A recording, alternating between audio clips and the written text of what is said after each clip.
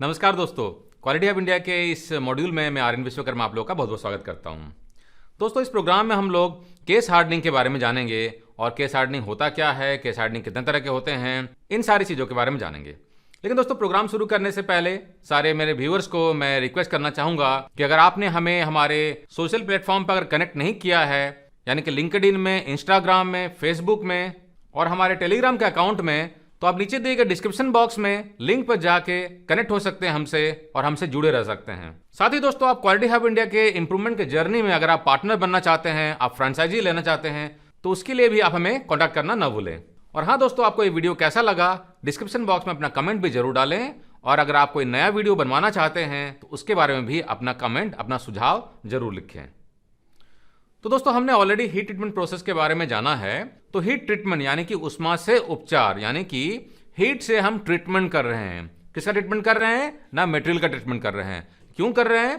क्योंकि हमें मटेरियल जो है उसको अलग अलग एप्लीकेशन में इस्तेमाल करना है, और उस एप्लीकेशन के हिसाब से जो उसकी रिक्वायरमेंट रहती है, उसकी जो प्रॉपर्टी की रिक्वायरमेंट रहती है, अगर वो मटेरियल में अवेलेबल नहीं है, उसको हम हीट ट्रीटमेंट से प्रोड्यूस करने की या चेंज करने की कोशिश करते हैं।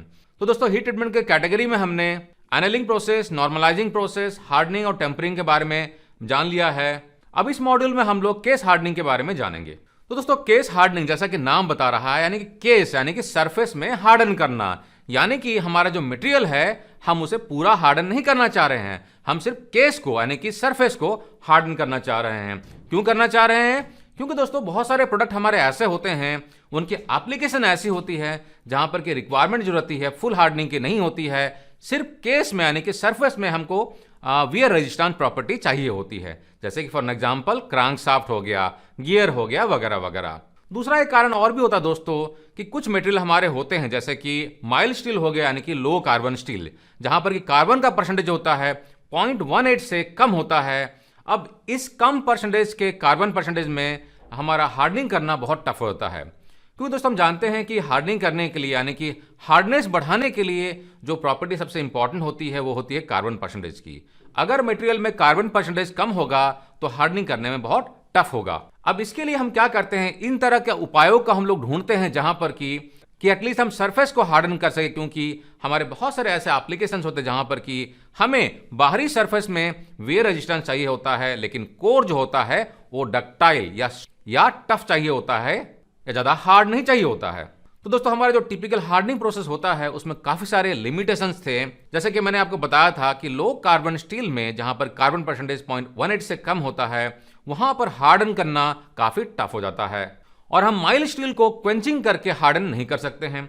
तो इंजीनियर जो हैं काफी सारे अलग अलग सॉल्यूशंस, अलग अलग ट्रायल एरर कर रहे थे, और उनको लगा कि जो केस हार्डनिंग प्रोसेस है इससे उनकी जो रिक्वायरमेंट है वो फुलफिल हो सकती है। तो केस हार्डनिंग में हम अंदर के जो सॉफ्ट कोर रहते हैं, जो डक्टाइल एरिया रहता है, उसके ऊपर में टॉप के लेयर में हम एक हार्डन लेयर एक लगाते हैं, जिससे हमारा जो सरफेस होता है उसका एंडुरेंस लिमिट होता है, वियर रेजिस्टेंस जो होता है वो बढ़ जाता है।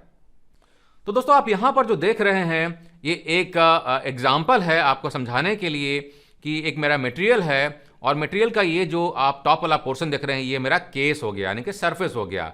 तो केस जो मेरा है या जो सरफेस जो है ये मेरा हार्ड हो जाएगा केस हार्डनिंग प्रोसेस में, जबकि अंदर का जो कोर एरिया रहेगा ये अनमॉडिफाइड, यानी कि जो उसके एक्चुअल प्रॉपर्टीज रहेगी वही प्रॉपर्टी को हम रिटेन करेंगे, यानी कि अंदर का जो पोर्शन है वो सॉफ्ट और डक्टाइल रहेगा, कोर जो है सॉफ्ट एंड डक्टाइल रहेगा, और बाहर का जो पोर्शन रहेगा वो थोड़ा सा हार्ड हो जाएगा, जिससे उसकी एंड्योरेंस लिमिट बढ़ जाएगी, वे रेजिस्टेंस बढ़ जाएगी, और प्रोडक्ट की जो लाइफ रहती है काफी बढ़ जाती है। तो टिपिकल एप्लीकेशन में दोस्तों एक एप्लीकेशन हो गया हमारा गियर।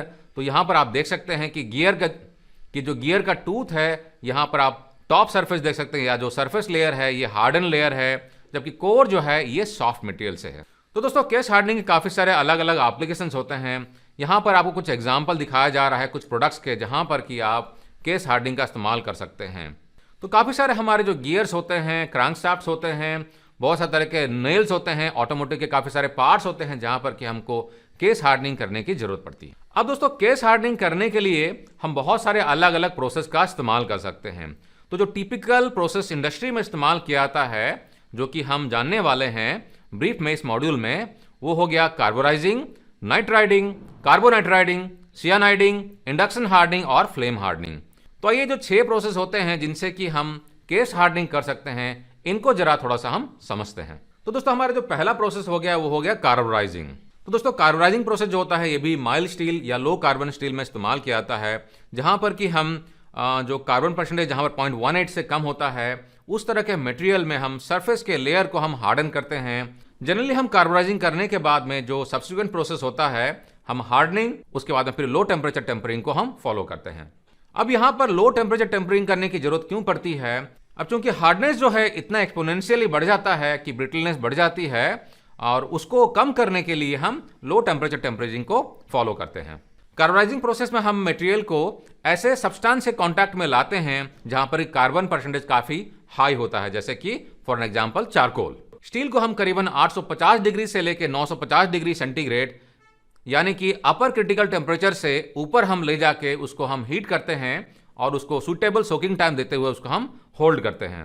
सोकिंग टाइम देने के बाद में दोस्तों हम इसे रैपिड क्वेंचिंग करते हैं, और क्वेंचिंग करने के लिए हम अलग अलग क्वेंचिंग मीडिया का इस्तेमाल करते हैं। तो दोस्तों जैसे कि हम जानते हैं कि कार्बन परसेंटेज की अवेलेबिलिटी होती है, हार्डनेस को बढ़ाने का एक बेटर तरीका होता है। अब चूंकि ये लो कार्बन स्टील है जहां पर कि कार्बन का परसेंटेज ऑलरेडी कम है, तो कार्बन को बढ़ाने के लिए हम मटेरियल को यानी कि स्टील को हम ऐसे मटेरियल के कांटेक्ट में लाते हैं जहां पर कि कार्बन परसेंटेज ज्यादा हो, और वो कार्बन जो हो वो इसमें आके स्टील में आके डिफ्यूज करे और सरफेस के लेयर को हार्ड कर पाए। दोस्तों सक्सेसफुल कार्बोराइजिंग प्रोसेस के लिए आपको 3 चीजों का ख्याल रखना जरूरी है। पहला है टेम्परेचर, दूसरा है टाइम, और थर्ड है कार्बोराइजिंग का जो एटमॉस्फेयर है। यानी कि इन तीनों चीजों को आप मैनेज करके अपनी रिक्वायरमेंट के सरफेस हार्डनेस को आप मैनेज कर सकते हैं। दोस्तों कार्बोराइजिंग जो होता है 3 तरह के होते हैं। पहला जो है पैक कार्बोराइजिंग, दूसरा है लिक्विड कार्बोराइजिंग, और थर्ड जो है गैस कार्बोराइजिंग। तो दोस्तों कार्बोराइजिंग को हम डिटेल में समझने के लिए अब मैं आपको अलग से एक वीडियो बना दूंगा जहां पर हम इन तीनों को डिटेल में समझेंगे। फिलहाल में हम ओवरऑल केस हार्डनिंग के जो 6 टाइप्स हैं इनको हम ब्रीफ में समझ लेते हैं यहाँ पे। दोस्तों हमारा जो दूसरा केस हार्डनिंग प्रोसेस है ये है नाइट राइडिंग। तो दोस्तों नाइट राइडिंग यानी कि जैसे कि नाम बता रहा है, यहां पर हमारा नाइट्रोजन का काम होता है। जैसे कि हमने देखा कि कार्बोराइजिंग प्रोसेस में कार्बन जो होता है वो डिफ्यूज होता है सरफेस में, तो नाइट राइडिंग प्रोसेस में हमारा जो नाइट्रोजन होता है ये सरफेस लेयर में डिफ्यूज होता है और सरफेस को हार्डन करता है। तो दोस्तों नाइट राइडिंग प्रोसेस में हमारा जो स्टील सरफेस रहता है उसे हम 500 से 600 डिग्री सेंटीग्रेड पर हम उसे गर्म करते हैं, हीटअप करते हैं, और उसे हम अमोनिया गैस में एक्सपोज करते हैं।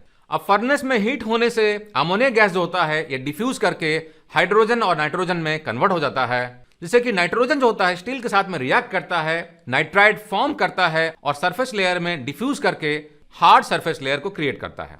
नाइट राइडिंग करने का जो टाइम रेंज होता है दोस्तों ये 1 से लेके 100 आवर्स का हो सकता है।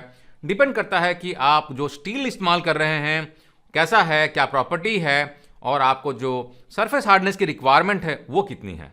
नाइट राइडिंग जो होता है दोस्तों इसे हम अलोइंग एलिमेंट में प्रिफर करते हैं, जहां पर कि 3% का अलोइंग एलिमेंट होता है, जिसमें कि एल्यूमिनियम, क्रोमियम, मॉलिब्डेनम और निकेल हो सकता है।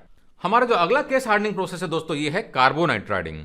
तो दोस्तों जैसे कि हमने कार्बोराइजिंग में देखा जहां पर कि कार्बन डिफ्यूज होता है सरफेस में, नाइट्राइडिंग में देखा जहां पर कि नाइट्रोजन डिफ्यूज होता है सरफेस में, उसी तरीके से कार्बोनाइट्राइडिंग यानी कि जहां पर कि कार्बन और नाइट्रोजन दोनों के दोनों सरफेस लेयर में डिफ्यूज होते हैं और एक हार्ड सरफेस क्रिएट करते हैं। नाइट्राइडिंग जो होता है दोस्तों ऐसे गैस एटमॉस्फेरिक फर्नेस में प्रोड्यूस किया जाता है जहां पर कि कार्बोराइजिंग गैस जैसे कि प्रोपेन या मीथेन जो कि कार्बन के सोर्सेज हैं, और उसे हम अमोनिया के साथ में मिक्स करते हैं जो कि हमारे लिए नाइट्रोजन का सोर्स होता है। यानी कि प्रोपेन और मीथेन से कार्बन और अमोनिया से नाइट्रोजन, ये दोनों निकल के हमारे सरफेस में डिफ्यूज होते हैं और हमारा एक हार्ड सरफेस लेयर क्रिएट होता है। कार्बोनाइट्राइडिंग प्रोसेस को कैरी करने के लिए दोस्तों जो टेम्परेचर सिलेक्ट किया जाता है ये अपर क्रिटिकल टेम्परेचर यानी कि 700 से 800 डिग्री सेंटीग्रेड के बीच में होता है। और दोस्तों क्वेंचिंग करने के लिए दोस्तों हम यहाँ पर गैस मीडिया का इस्तेमाल करते हैं, तो इसमें compare to water media distortion होने की चांसेस काफी कम होती है। दोस्तों अगला हमारा जो केस हार्डनिंग प्रोसेस है ये है सियानाइडिंग। दोस्तों सियानाइडिंग प्रोसेस में भी जो हमारा जो सरफेस होता है उसमें कार्बन और नाइट्रोजन का डिफ्यूजन होता है। दोस्तों सियानाइडिंग प्रोसेस में हमारा जो मटेरियल होता है, जो स्टील होता है यानी कि जो लो कार्बन स्टील होता है जिसमें कि 0.2 से लेके 0.4% कार्बन होता है, उसे हम मोल्टेन सॉल्ट बाथ में जो कि सोडियम सियानाइड कंटेन करता है उसमें हम टेम्परेचर 800 से लेके 950 डिग्री सेंटीग्रेड तक हम हीट करते हैं और यहाँ पर जो मेरा सोकिंग टाइम होता है ये 15 मिनट से लेके 3 घंटे तक का हो सकता है। अब ये डिपेंड करता है कि हमें जो कैश डेप्थ है वो कितने की रिक्वायरमेंट है, उसके हिसाब से हमारा जो सोकिंग टाइम रहता है ये वैरी करता है। साइनाइडिंग प्रोसेस करने के बाद में हम इसे फर्दर क्वेंचिंग करते हैं और क्वेंचिंग का जो हमारा मीडिया रहता है ये ऑयल या वाटर हो सकता है। क्वेंचिंग करने के बाद में हम फर्दर उसको टेम्परिंग करते हैं, लो टेम्परेचर टेम्परिंग करते हैं, जहाँ पर कि हम 200 डिग्री सेंटीग्रेड पे उसे हम हीट अप करते हैं, जिससे कि हमें हमारा रिक्वायर्ड कॉम्बिनेशन ऑफ हार्डनेस और टफनेस रिजल्ट में मिलता है। साइनाइडिंग प्रोसेस में दोस्तों जो हमारा सॉल्ट बाथ होता है उसमें हम सोडियम साइनाइड, सोडियम कार्बोनेट और सोडियम क्लोराइड का मिक्सचर लेते हैं। सोडियम साइनाइड जो होता है ये अप्रोक्सीमेटली 20 से 30% होता है। सोडियम कार्बोनेट जो होता है ये 25 से 50% के बीच में वैरी कर सकता है और सोडियम क्लोराइड जो है ये 30% के अप्रोक्सीमेटली होता है। और साइनाइडिंग प्रोसेस में जो हमें केस डेप्थ मिलता है ये नॉर्मली 0.1 से लेके 0.25 mm के बीच में वैरी करता है। दोस्तों अगला जो हमारा केस हार्डनिंग प्रोसेस है ये है इंडक्शन हार्डनिंग। और इंडक्शन हार्डनिंग दोस्तों हम सिलेक्टिव हार्डनिंग कर सकते हैं, यानी कि हम पूरे मटेरियल में केस हार्डनिंग नहीं करेंगे, हम उसके किसी पर्टिकुलर पोर्शन में जहां पर मेरी रिक्वायरमेंट है उसमें हम इंडक्शन हार्डनिंग कर सकते हैं। फॉर एग्जाम्पल एक शाफ्ट है और शाफ्ट जो है 2 मीटर का लंबा है और 2 मीटर के शाफ्ट में एक छोटे से पोर्शन में मुझे हार्डनिंग चाहिए, केस हार्डनिंग चाहिए, तो वहां पर मैं इंडक्शन हार्डनिंग का प्रोसेस का फॉलो करके उस पर्टिकुलर एरिया में मैं हार्डनिंग कर सकता हूं। तो दोस्तों इस हार्डनिंग को करने के लिए हम कॉपर कॉइल का इस्तेमाल करते हैं जो कि मटेरियल के पास में होता है, जिसे हमें हार्डनिंग करना होता है, लेकिन वो मटेरियल को टच नहीं करना चाहिए।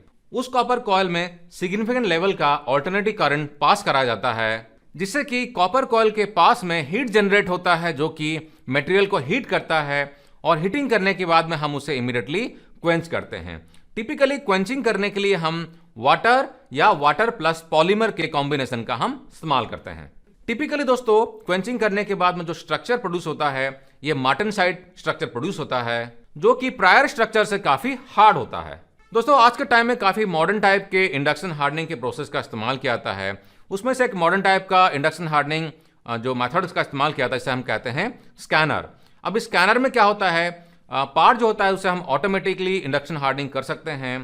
पार्ट जो रहता है टिपिकली रोटेट करता है जहां पर कि चारों तरफ में कॉपर के कॉइल्स होते हैं और ऑटोमेटिकली वो पर्टिकुलर एरिया को हीट करता है और ऑटोमेटिकली हीटिंग करने के बाद में क्वेंचिंग होता है जिससे कि रिक्वायर्ड स्ट्रक्चर प्रोड्यूस होता है।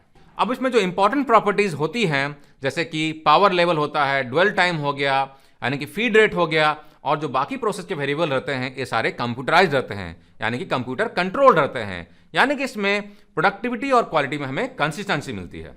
और हमारा जो अंतिम केस हार्डनिंग प्रोसेस है दोस्तों ये है फ्लेम हार्डनिंग। जैसा कि नाम बता रहा है फ्लेम हार्डनिंग, यानी कि यहां पर हम हार्डनिंग करने के लिए फ्लेम का ऑक्सीएसिटिलीन फ्लेम का हम इस्तेमाल करेंगे। तो दोस्तों जैसा कि आप यहां पर एनिमेशन में देख सकते हैं जिस पार्ट को हमें केस हार्डनिंग करना होता है उस पार्ट को हम ऑक्सीएसिटिलीन टॉर्च से हम उसको हीट करते हैं।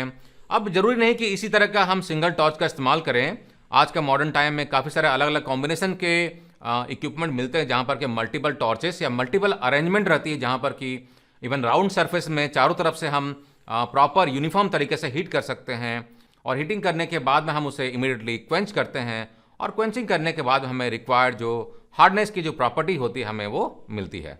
तो दोस्तों यहाँ पर हमें जो केस डेप्थ की रिक्वायरमेंट होती है उसको मेंटेन करने के लिए हमें 2 फैक्टर को कंट्रोल करना होता है जो कि होता है टेम्परेचर और टाइम। तो दोस्तों फ्लेम हार्डनिंग जो है ये काफ़ी सारे तरह के हमारे जो स्टील होते हैं जैसे कि मीडियम कार्बन स्टील या जो अलॉय स्टील्स होते हैं जिसमें कि 1045, 4140, 4340 या कास्ट आयरन जिसमें कि वियर रेजिस्टेंस प्रॉपर्टी की जरूरत पड़ती है वहां पर हम प्रोड्यूस कर सकते हैं। तो दोस्तों मैं आशा करता हूं कि इस वीडियो से आपको केस हार्डनिंग प्रोसेस और उसके जो टाइप्स है यानी कि carburising, nitriding, carbonitriding, cyaniding, induction hardening और फ्लेम हार्डनिंग प्रोसेस के बारे में पता चला होगा। इनमें से काफ़ी सारे अलग अलग प्रोसेस के बारे में एक्सक्लूसिव और डिटेल वीडियो में अलग से बना दूंगा ताकि उनके बारे में आपको डिटेल में और पता चले। तो दोस्तों वीडियो कैसा लगा आपको कमेंट बॉक्स में जरूर कमेंट लिखें और अगर आप चाहते हैं कि हम आपके लिए कोई नया वीडियो बनाएं तो उसके बारे में भी सुझाव आप हमें लिख सकते हैं। और हाँ दोस्तों, आप हमारे ऑनलाइन ट्रेनिंग कम सर्टिफिकेशन प्रोग्राम को मिस ना करें, उससे आप घर बैठे अपने कैरियर को आगे बढ़ा सकते हैं और नई ऊंचाई में लेके जा सकते हैं। ढेरों प्रोग्राम हैं काफ़ी इकोनॉमिकल कॉस्ट में जहां पर कि आपको बहुत सारे case studies, practical examples, mini type के एक्सरसाइजेस, आपको ई बुक्स, पीडीएफ फाइल्स, काफ़ी सारी चीज़ें आपको मिलेंगी। आपके सारे डाउट्स क्लियर होंगे, सारे बेसिक फंडे क्लियर हो जाएंगे और आप अपने आप को इंडस्ट्री में अच्छे से एस्टैब्लिश कर सकते हैं। तो दोस्तों, हमारे कोर्सेज के बारे में डिटेल में जानने के लिए हमारे पोर्टल courses.qualityhubindia.com या आप हमारे वेबसाइट www.qualityhubindia.com को विजिट करना ना भूलें। और हाँ दोस्तों, आप गूगल प्ले स्टोर में जाके आप हमारे ऐप को भी डाउनलोड कर सकते हैं। और हाँ दोस्तों, आप हमारे सोशल मीडिया अकाउंट पे फॉलो करना और हमसे जुड़ना ना भूलें। साथ ही साथ दोस्तों, आप हमारे क्लासरूम ट्रेनिंग प्रोग्राम और हमारे दूसरे कंसल्टेंसी सर्विसेज के बारे में जानने के लिए हमें हमारे ऑफिस में कॉन्टैक्ट करना ना भूलें। तो हमारे साथ देने के लिए दोस्तों और हमारे साथ जुड़े रहने के लिए बहुत बहुत धन्यवाद। टेक केयर दोस्तों, जय हिंद।